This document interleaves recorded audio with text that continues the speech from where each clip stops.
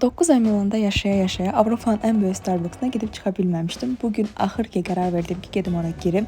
İnsanlar həmişə çox idi deyə oradan qaçırdım, amma bugünlər dedim ki, girəcəm. Bura kafe demək biraz pis çıxır, çünki bu cidden fabrika bənzəyir. Mini fabrikdə elə bir özünüz də görə bilərsiniz.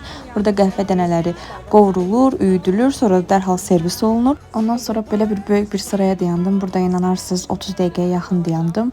Bir dənə kofeyindən şirniyyat alacaqdım deyə, amma bir dənə siz bunlara baxın. Yəni mən burada əridim. Amma bura normal Starbucks'tan çox daha baha idi. Ona fikir verdim. Baxın, yəni bir dənə kofeyindən şirniyyat aldım. 14-25 evro. Yəni 30 manat. Burada həm də alkoqolli içkilər də düzəldilmiş, onu bilmirdim.